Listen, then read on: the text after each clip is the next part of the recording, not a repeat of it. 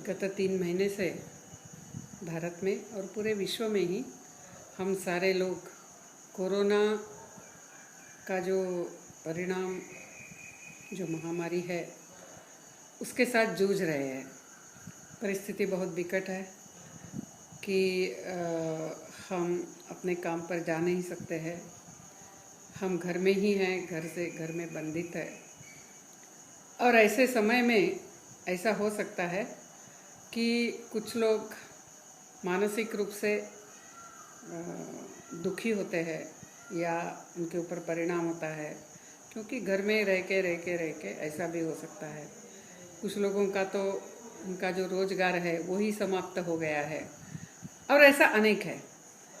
तो ये सब जब है, तब हमने खुद को प्रश्न पूछना है कि ऐसी जब कठिन परिस्थिति आती है, तब इसमें मैं क्या कर सकता हूँ। 2 प्रकार से, एक यानी हम अपनी स्वयं की शक्ति को और वृद्धिंगत कर सकते हैं, और दूसरा है कि हम पूरे अपने समाज के लिए हम क्या योगदान कर सकते हैं। एक योगदान तो हम बीमार न हो, सारी केयर ले, ये भी योगदान ही है। हम मानसिक रूप से स्वस्थ रहे, यह भी एक योगदान ही है। तो हम ये 2 प्रकार से विचार कर सकते हैं। इसमें एक छोटी सी बात है कि जिसकी अंतर शक्ति अच्छी होती है वो कठिन परिस्थिति में अपने शक्ति को और वृद्धिंगत करता है, और जिसकी नहीं है वो परिस्थिति से टूट जाता है। लेकिन यदि वो थोड़ा सजग रहता है तो वो अपनी अंतर शक्ति को वो भी बढ़ा सकता है। यानी जीवन में उसके बाद यदि कोई समस्याएं आती है तो वो उस समस्याओं का, उन परिस्थितियों का सामना कर सकता है। तो आज हमने खुद को यही प्रश्न पूछना है कि क्या मैं उस शक्ति से पूर्ण हूँ कि मैं इस परिस्थिति का सामना कर सकता हूँ, या मैं मेरे शक्ति को और कैसे बढ़ाऊँ।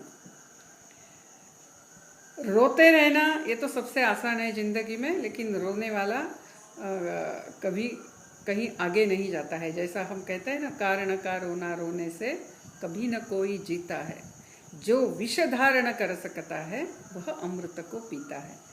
यानी परिस्थिति के जो जो चुनौतियां आते हैं उसमें हमें बहुत कठिनाइयां सहन करनी पड़ती है, हमें कुछ त्याग करना पड़ता है। ये सारा करते हुए क्या मैं आगे जा सकता हूँ, समाज को योगदान कर सकता हूँ।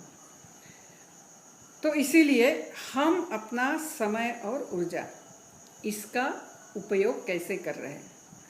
समय मिला है इसीलिए सोने में कर रहे हैं, फिल्म्स देखने में कर रहे हैं, या झगड़ों में कर रहे हैं क्योंकि अभी हम सारे घर में ही हैं।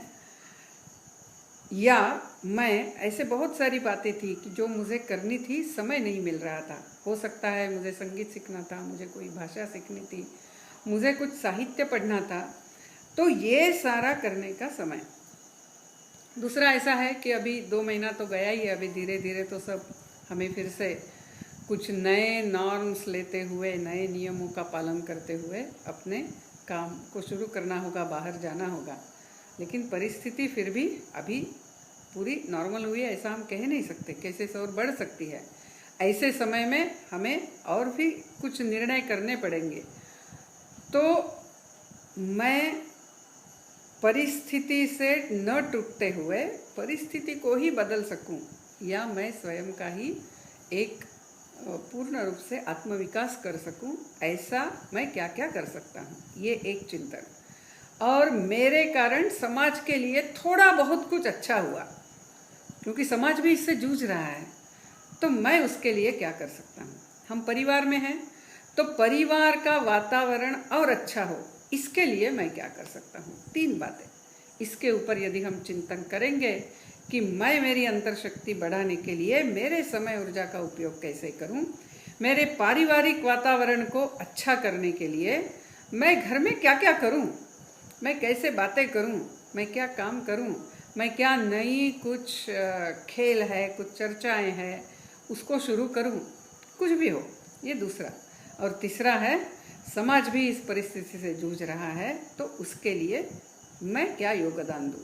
इन तीन के ऊपर यदि हम चिंतन करते हैं और उसका अमल करना शुरू करते हैं, वो उसका जीवन में लाना शुरू करते हैं, तो निश्चित रूप से जैसे विवेकानंद केंद्र के संस्थापक माननीय एकनाथ जी कहते थे कि वीर तो वही है कि जो कठिन परिस्थिति में अपने अंतर शक्ति का प्रगटीकरण करता है।